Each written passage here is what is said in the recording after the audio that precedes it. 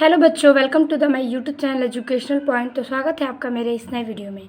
आज हम लेके आए हैं क्लास 10th और 12th के लिए निबंध, जो कि बहुत ही इम्पॉर्टेंट है और ये 9 नंबर के निबंध हैं, तो आप इसे छोड़ नहीं सकते।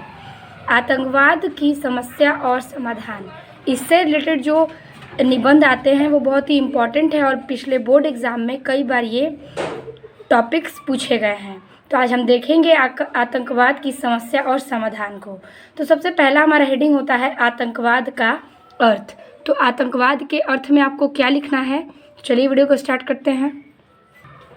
तो आपको लिखना है कि आतंकवाद पूर्णतया अनर्थकारी होते हुए भी अर्थ से भारी कद का है, जिससे क्षेत्रवाद, जातिवाद, मजहबवाद और संप्रदायवाद का बड़ा भाई कहा जाता है। तात्पर्य यह है कि इन सभी वादों का विभत्स रूप आतंकवाद है।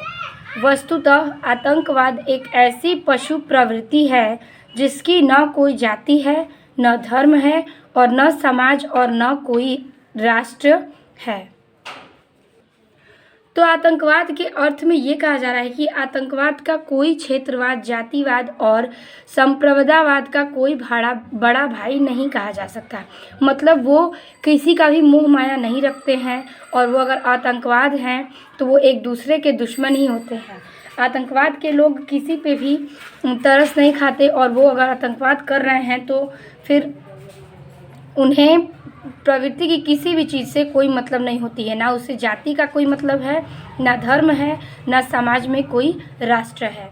तो आतंकवाद जो है वो ऐसे लोग होते हैं जिनका कोई भी बैकग्राउंड ना हो और कोई भी उनकी व्यवस्था ना हो।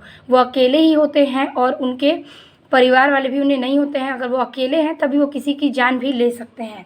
तो आतंकवाद यही होते हैं कि अगर वो अपने परिवार की नहीं समझ सकता तो वो किसी और की जान ले सकता है। तो आतंकवाद का अर्थ यही है। फिर अगला हेडिंग है आतंकवाद के कारण और उद्देश्य। फिर कह रहा है कि आतंकवादी व्यक्ति, हेडिंग कर लेंगे आतंकवाद के कारण और उद्देश्य, और उसमें लिखना है कि आतंकवादी व्यक्ति मात्र एक माध्यम होता है, उसके हाथ और हथियार किसी दूसरे के होते हैं। ठीक है, जो व्यक्ति है उसके हाथ और हथियार किसी दूसरे के होते हैं। आतंकवादी तो लक्ष्यहीन होता है, उसे दिशा भी दूसरे व्यक्ति ही बताता है। अंतर्राष्ट्रीय प्रगति की दौड़ में प्रत्येक राष्ट्र एक दूसरे के प्रगति पथ पर पत्थर रखना चाहता है।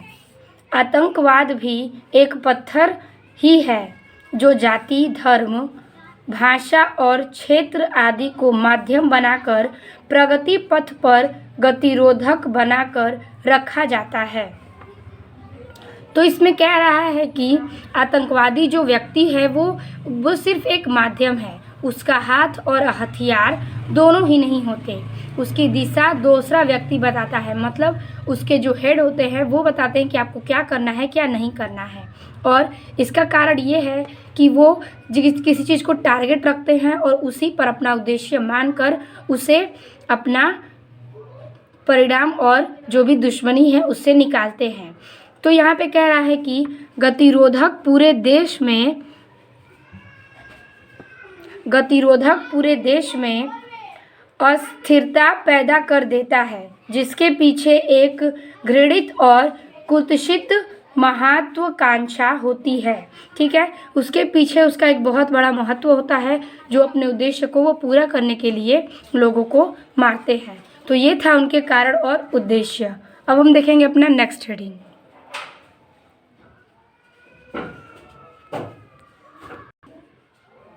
अगला हेडिंग है भारत में आतंकवाद। इसमें लिखना है कि आतंकवाद की आग से सर्वाधिक पीड़ित देश भारत ही है।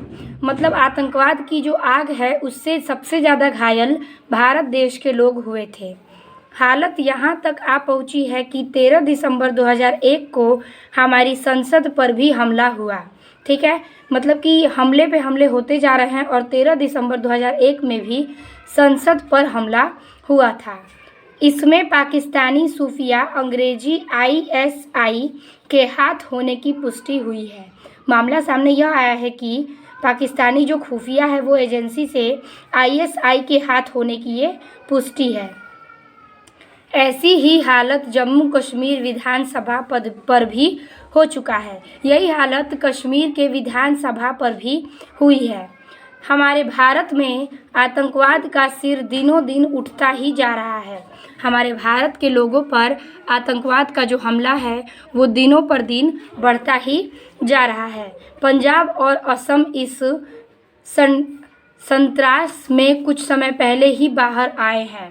पंजाब और जो असम है वो इस संत्रास से कुछ ही समय पहले बाहर आए हैं, मतलब वहाँ से बचे हैं। कश्मीर की स्थिति ऐसी है कि वह अपनी व्यथा कथा को नहीं सुना पा रहा है। कश्मीर जो है वो देश इतना घायल है आतंकवाद से कि वो अपनी दशा को बता भी नहीं पा रहा।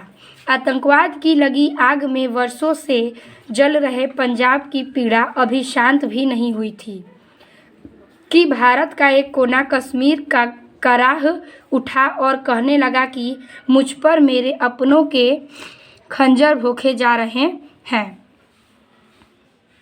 यहाँ पे ये कह रहा है कि सारे देश पर आक्रमण आतंकवाद करते जा रहे हैं और पंजाब और असम जो है वो इस संयंत्र से अभी बाहर ही आया है कि कश्मीर की भी हालत बहुत ही ख़राब हो चुकी है और भारत में भी आतंकवाद बढ़ते ही जा रहे हैं।